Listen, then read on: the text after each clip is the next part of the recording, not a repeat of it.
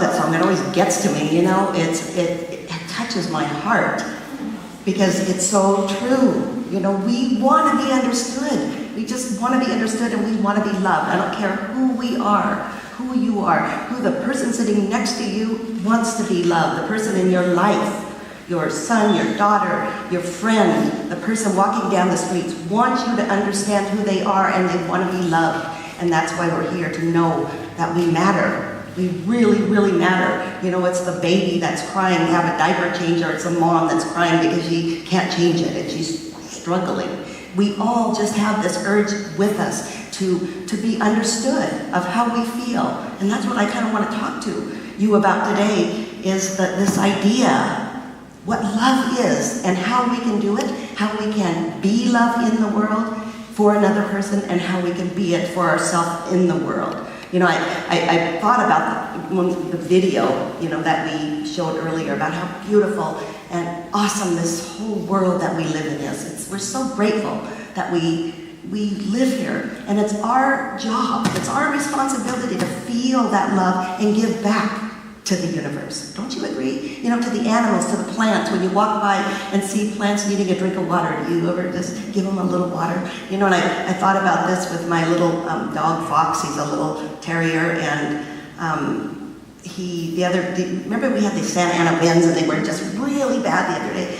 In the middle of the night, I could hear his little feet come to my bed, and then I heard a little whimpering, and I'm thinking, you know, he was afraid of those Santa Ana winds.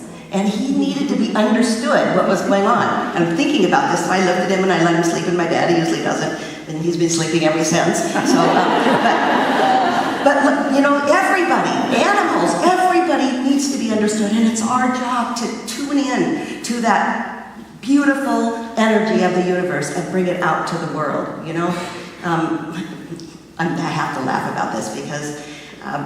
Ever since I've started to kind of read and think about this talk, formulate it, everything has come to me of, boy, this person needs to be understood, this person needs to be understood. And that seems to always happen when Judy and I do talks. These things come to us. So we had a Mimi's muffin crisis at my house.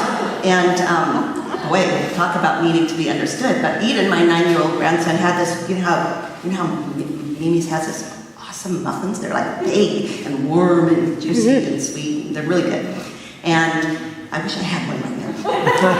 but anyway, so he had this muffin and he was eating it. He ate it all pretty much, but he left a little bit of it, right? He put it down on the counter. So Jenny, my daughter, his mom, comes and she's cleaning. And so she takes the muffin and pops the rest of it in her mouth, right? Because she thought he was done with it. There's kind of a mix-up. Anyway, you know, stuff hit the fan. And they were, you know, kind of arguing back and forth. And I got to thinking, and I took them both eventually because I am the profound presence in the house here.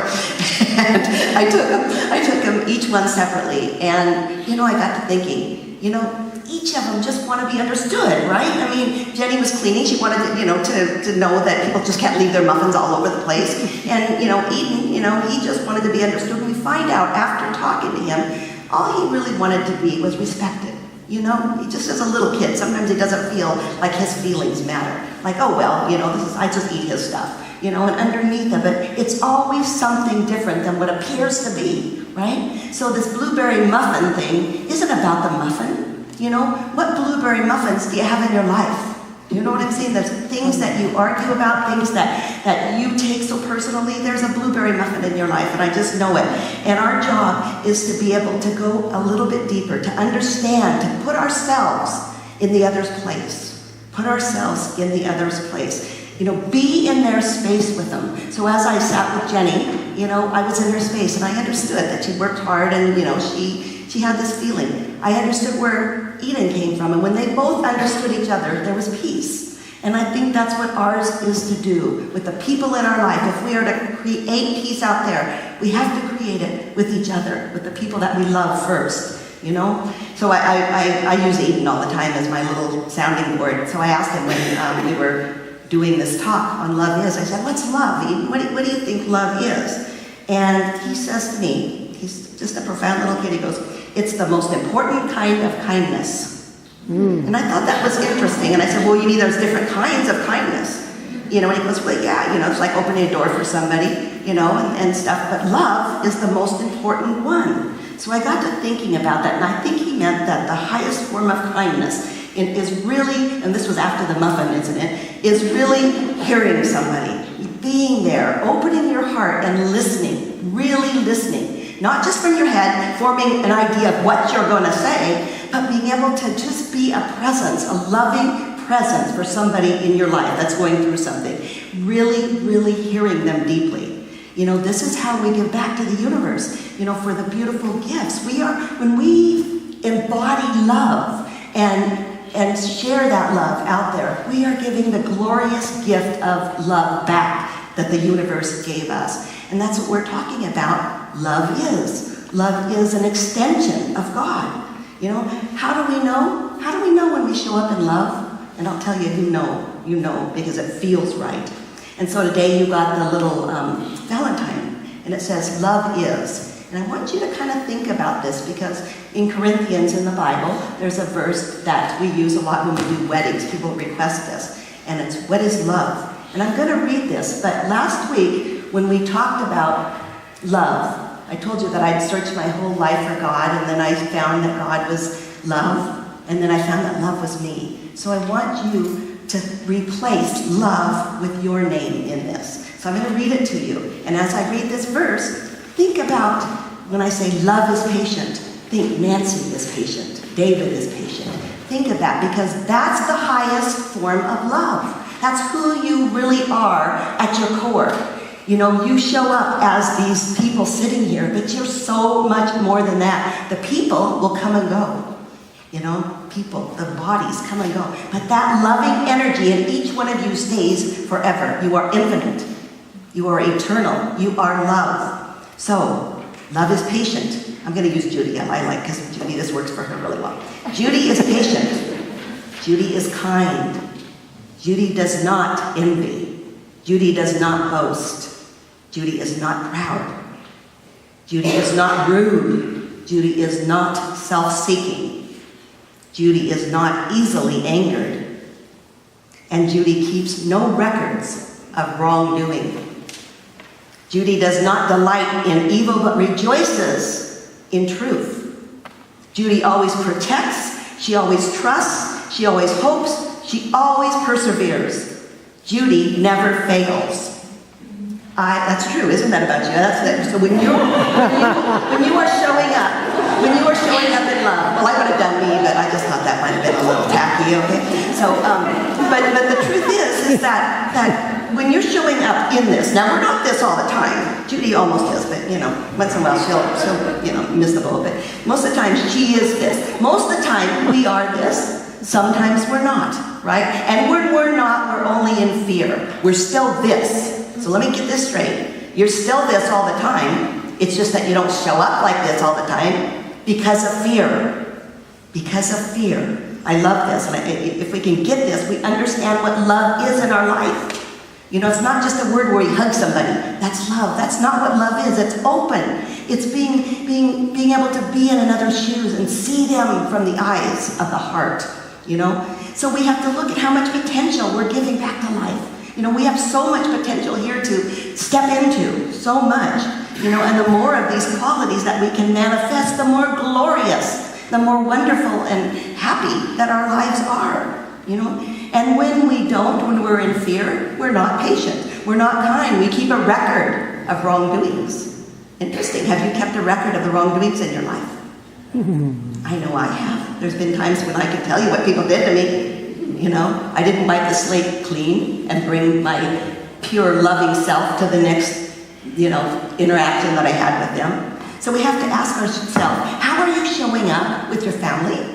How are you showing up with your friends? How are you showing up with the strangers on the street? And this is not to judge it, because we all go up and we go down the scale, but it's to be able to step back, to be aware and watch and know that we can be love in our life. We can be love. That fear is only created by the illusion that we're separate. If we got it that we're connected, and we are. Oh my gosh, we're connected. Each and every one of us are so connected. Maybe at this level we appear separately, but boy, at the quantum level, at this deep, infinite level, you and I are the same. We share the same energy. We are connected, and if we got that, then we would share our muffins. You know what I'm saying? We wouldn't be afraid that, anything about the muffin. We would act so much more differently, So we would treat each other as us. If you pull together all of the sages and all of the seers and all of the philosophers and all of the quantum physicists and put them together, they would tell you that at the level of subatomic particles that we are love, we are connected, we are one with each other. And if we really get that, we really get that, our life changes, that we are just manifestations, of this one beautiful, glorious God. That's all. We are all connected, but we are manifested out as this incredible, incredible passion of God. So all of us need to be heard, we need to be understood. My favorite, scripture, I think from the Course in Miracles. I say scripture, but it's a passage. And it says something like, that we're extensions. All of us are either extending love. We're either extending love or we're calling for love. Now think about that. Every interaction, everything, every animal is either calling for love, help me, love me, and when they're in fear, or they're giving back love. What are we doing? What are each one of us doing every moment of our lives? Are we giving back, or are we taking it? And we need to look at that. Everyone and everything in this world is either expressing the love of God or they're calling for it. Who in your life is calling for love? I love that. It's interesting that Judy did that meditation, because that's exactly what we're talking about here. Taking that person and giving love to them in your heart, because that changes everything. If we're to take this love seriously, it's a complete transformation in our thinking.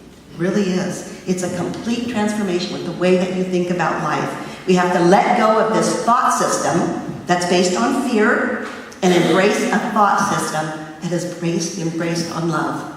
It has to be based on love.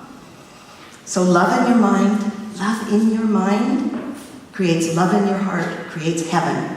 See, heaven's not out there, heaven's right here, and it's created by you. This is the meaning of heaven. Fear in your mind produces fear in your life. This is the meaning of hell. And every day, we're in hell a little bit and we're in heaven a little bit. And I know for me, I'd rather be in heaven. And I'm going to choose that. And if I don't choose all the time, I'm going to choose again. I'm going to keep choosing until I'm in heaven more than I'm in hell. And I feel like I am. And I think each moment we have to look at that. So the answer is always love. Answer to every question that you have in your life is always love. Most important thing we ever talk about here. Because love is God, love is you, love is the building blocks of this universe. So I'm going to choose love, and I'm going to embrace everything that doesn't show up like love, and when I don't, I'm going to love me anyway. And sometimes that happens. And that's my prayer for each and every one of us, is loving kindness, is to be loving kindness. May we be loved, and may we love. May we understand, and may we be understood. Thank you.